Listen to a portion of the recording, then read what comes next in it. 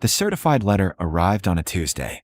$1,000 fine for unauthorized structure placement in violation of community covenants. I read it twice standing in my mailbox, the September sun hot on my neck, then looked at the fence I'd built in April, 40 feet of cedar pickets, plumb and square, sitting exactly where my property ended. Except it didn't end there. And Brielle Hartwick, the new HOA president with the Tesla and the law degree she mentioned in every conversation, was about to learn something that would turn Riverside Meadows inside out. Let me tell you how we got here. My name is Donovan. I'm 58 years old, and I've owned my property at 4782 Meadowbrook Lane for 31 years. I'm a licensed surveyor, been doing boundary work, subdivisions, and legal descriptions since 1988. I've got 2 Trimble GPS units, a total station that cost more than most people's cars, and a reputation for finding corners that other surveyors gave up on. When there's a property dispute in this county, I'm usually the one lawyers call to settle it. Drop a comment and tell me where you're watching from. Ever dealt with an HOA that thought they owned more than they did?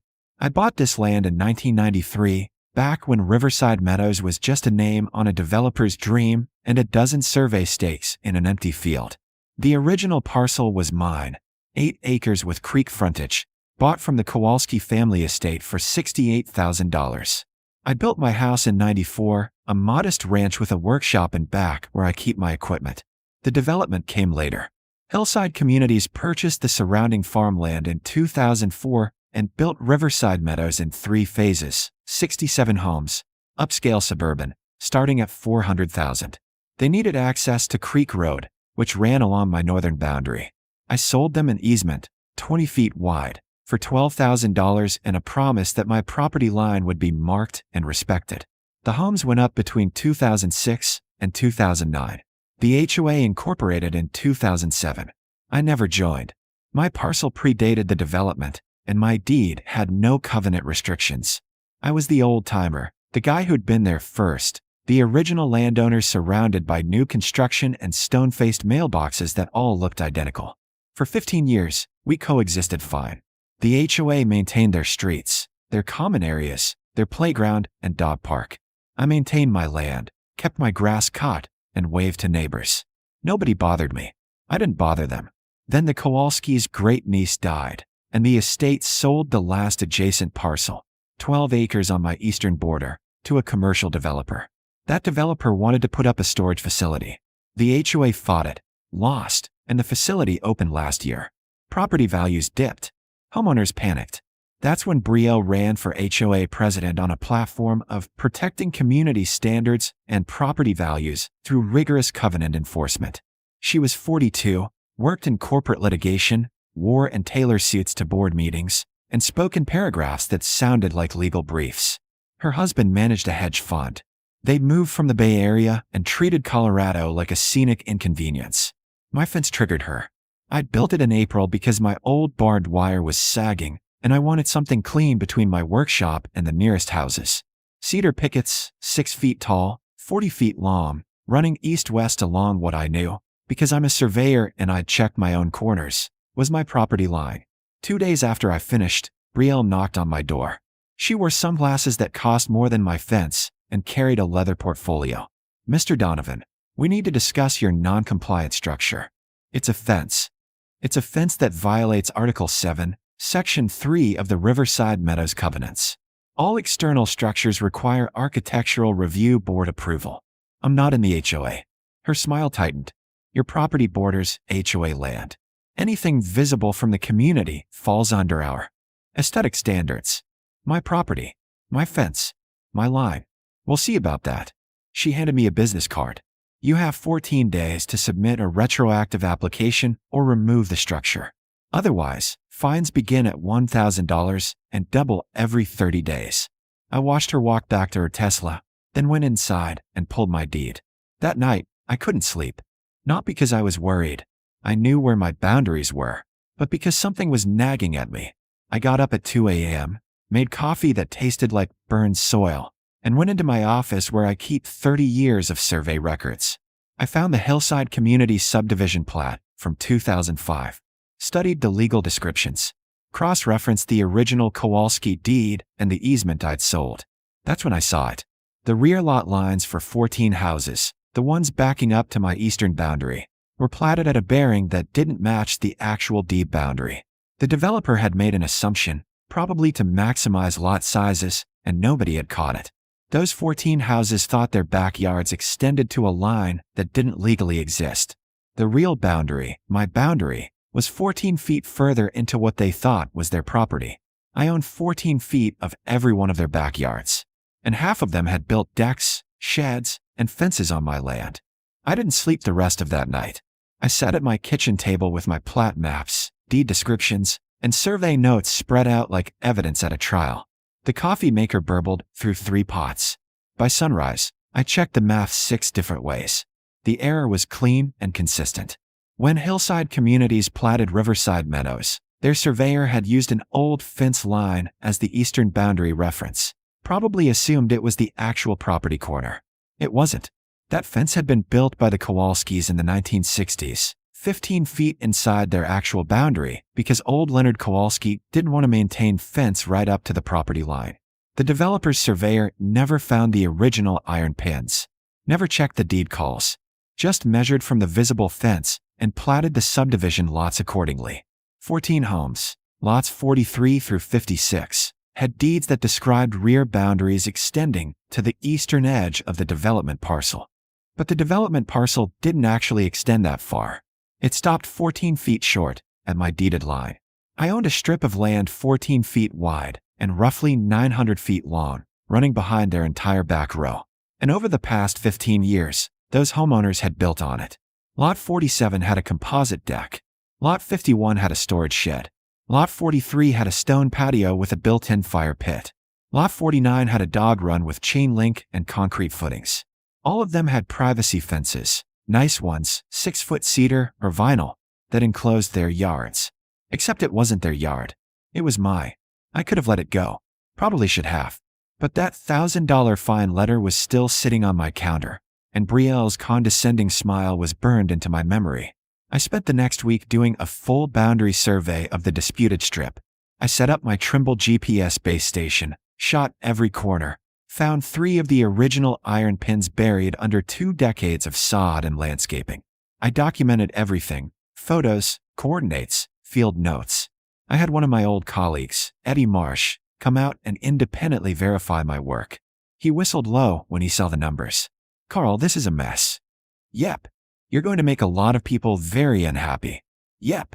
I had the survey certified, filed it with the county, and sent copies to my attorney, Grace Heller, who had handled my easement sale back in 2004. She read through everything, looked up at me over her reading glasses, and laughed like someone who'd just heard the best joke of her career. "They fined you for building on your own property." They did. And they've been building on your property for 15 years. They have. "Carl, you could claim adverse possession violations, trespass, demand removal of all structures. This is a nuclear option." I don't want nuclear. I want the fine dropped and an apology. But I want the leverage to get it. Grace drafted a letter. It was 3 pages long and included words like encroachment, quiet title action, and injunctive relief. She sent it to the HOA board with my certified survey attached. The response came within 48 hours. Brielle called my cell at 7:30 a.m. Her voice was ice over steel. "This is harassment. It's a property survey. You're threatening homeowners with legal action over a clerical error from 20 years ago. I'm informing you that your fine is invalid because my fence is on my property. The rest is just context. We'll fight this. The homeowners have established use. Adverse possession won't apply. I've never abandoned my rights, and I've paid taxes on the full parcel every year. Your title insurance companies are going to have a field day with this." Silence. "Then, what do you want?" "Withdraw the fine. Acknowledge in writing that my fence is legal and compliant. And stay off my property. That's all. That's all." Another pause. I could hear her breathing, the gears turning. "We'll need to consult with our attorney." "You do that." She hung up. The emergency HOA meeting was called for the following Thursday. I wasn't invited, but Patricia Simmons from Lot 52 called me the next day. She was 71, a retired teacher, and her shed sat 8 feet into my property. "Carl, people are panicking. Brielle told everyone you're going to sue and force us to tear down our structures." "I'm not suing anybody, Patricia. I just want them to leave me alone. Could you come to the meeting? Explain it yourself. I thought about saying no. Thought about letting Brielle twist in the wind she'd created. But Patricia had always been kind. She'd brought me cookies at Christmas, waved when she saw me mowing. I'll come. The meeting was chaos. 50 people crammed into the clubhouse, voices overlapping, someone's baby crying in the back. Brielle stood at the front with her lawyer, a sharp-looking man in his 30s who kept checking his phone. When I walked in, the room went quiet. Brielle's face was a mask. Mr. Donovan, this is a closed session. Patricia invited me. I'm here to clarify. The lawyer stood. Mr. Donovan, any statements you make could be used in potential litigation. There's no litigation. I'm not suing anyone. I looked around the room. My survey shows I own 14 feet behind your houses. That's a fact. But I'm not asking you to move your decks or tear down your sheds. I'm asking the HOA to drop a bogus fine and leave my fence alone. A man in the third row stood up. What about property taxes? We've been paying taxes on land we don't own. Take that up with the county assessor and your title insurance. This is insane, someone else said. You can't just... I didn't create this problem, I said louder. The developer did. I'm just the guy who actually checked the math.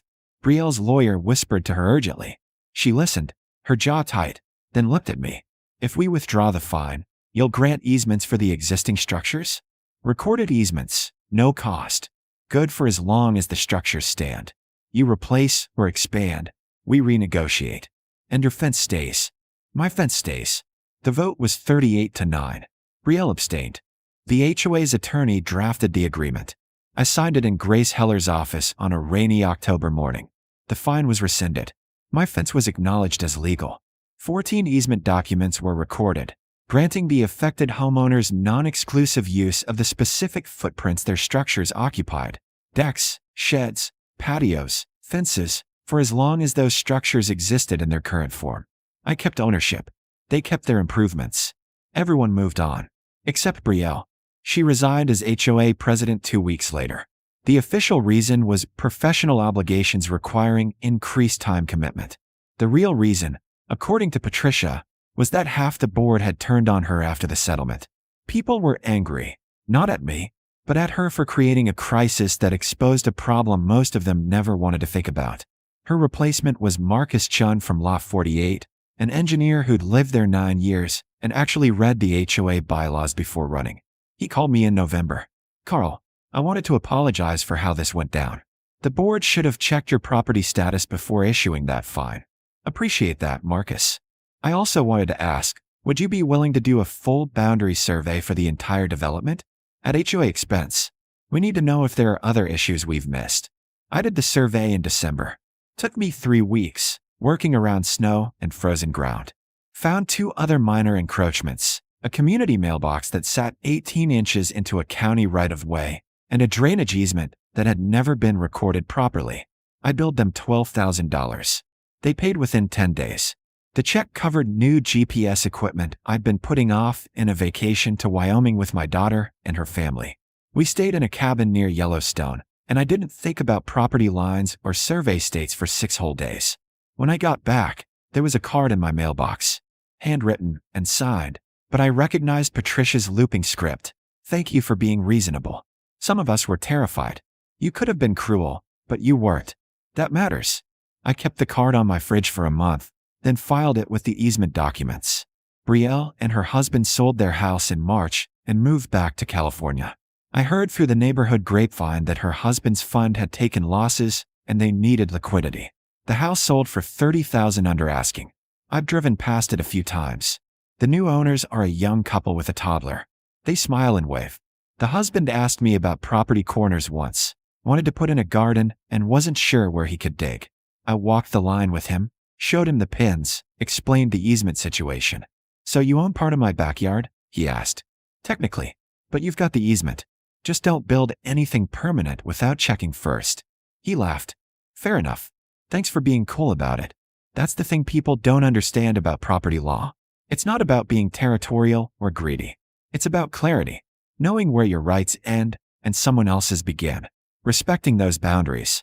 Brielle thought power came from enforcement, from rules and fines, and the authority to tell people what to do. But real power the kind that lasts, comes from knowing exactly what you own and being calm enough not to abuse it. My fence is still standing.